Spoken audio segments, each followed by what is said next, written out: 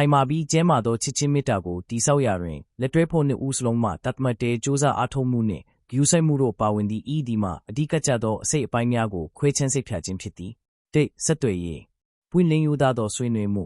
တင်ကစားချက်များလိုအပ်ချက်များနှင့်စိုးရိမ်ပူပန်မှုများကိုပွင့်ပွင့်လင်းလင်းရိုးသားစွာမျှဝေပါမိဖက်နှင့်ဦးစလုံးသည်အကဲဖြစ်ခြင်းမရှိဘဲမိမိတို့ကိုမိမိတက်တောင့်တက်တာဖော်ပြနိုင်သောလုံခြုံသောနေရာတစ်ခုဖန်တီးပါတက်ကြွစွာနားထောင်ခြင်းတင်းလက်တွဲဖို့ပြောသည့်စကားကိုဝစီကရောဝစီကပါအာယုံစိုက်ပါစာနာနားလည်မှုပြပါရင်းနှီးဤခစားချက်များကိုနှောက်ယှက်ခြင်းသို့မဟုတ်ပယ်ချခြင်းမှရှောင်ခြင်းပါပလီပကဖြည့်ရှင်းချက်သဘောထားကွဲလွဲမှုများကိုအပြုသဘောဖြင့်ဂိုင်းတွေဖြည့်ရှင်းရန်တင်ယူပါအပြစ်တင်တာထက်အဖြေရှာဖို့အာယုံစိုက်ပါငါဤဖော်ပြချက်သည်အလွန်အသုံးဝင်သည့်ဥပမာအားဖြင့်ငါနာကျင်လိုက်တာ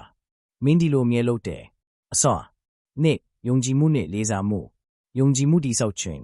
အားကိုအားထားပြုပါမင်းရဲ့ဂရုတွေကိုထားပါယူသားပွင့်လင်းပါအပြတ်အလန်လေးစားမှုတင်းလက်တွဲဖို့ဤထင်မြင်ယူဆချက်များနှင့်ခစားချက်များကိုတန်ဖိုးထားပါ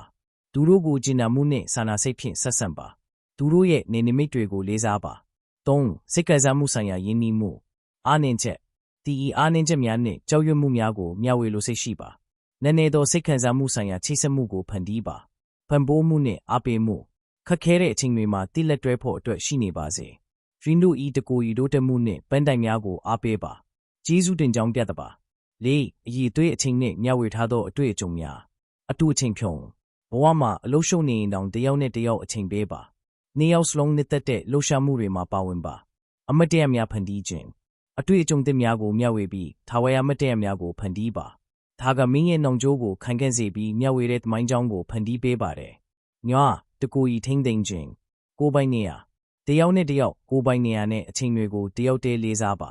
တီဤကိုပိုင်အကျိုးစီးပွားနဲ့ယဉ်နီးမှုကိုထိမ့်သိမ့်ပါတူးချင်းကြီးထွားမှုကိုပံ့ပိုးပေးခြင်းတူးချင်းစီရဲ့ဝါဒနာနဲ့ပန်းတိုင်တွေကိုလိုက်လျှောက်ဖို့အချင်းချင်းအားပေးပါကျမ်းမာသောဆက်ဆက်ရေးသည်တူးချင်းကြီးထွားမှုကိုအထောက်အကူပြုသည်အဓိကထည့်သွင်းစဉ်းစားချက်များခွင့်လွှတ်ခြင်းလူတိုင်းအမားတွေလှုပ်တက်ကြတဲ့ခွင့်လွှတ်တေးခံပြီးရှေ့ကိုဆက်လျှောက်ပါတေးခံခြင်းခိုင်မာတဲ့ဆက်ဆက်ရေးတစ်ခုတည်ဆောက်ဖို့အချိန်နဲ့ကြိုးစားအားထုတ်မှုလိုအပ်ပါတယ်အချင်းချင်းစိတ်ရှိပါပျော်ဖက်ရှင်တဲ့အကူအညီတင်ယုံကနေရပါကကုထုံးပညာရှင်တို့မဟုတ်အတိုင်ပင်ခံထံမှအကူအညီရဲ့ယူရန်စဉ်းစားပါဖတ်ချေကဲမှုများကိုတစိုက်မမတ်လိုက်နာခြင်းဖြင့်တင်ဒီခိုင်မာသောချစ်ချင်းမေတ္တာနှင့်ပြည်စုံသောဆက်ဆက်ရေးကိုမွေးမြူနိုင်မည်ဖြစ်သည်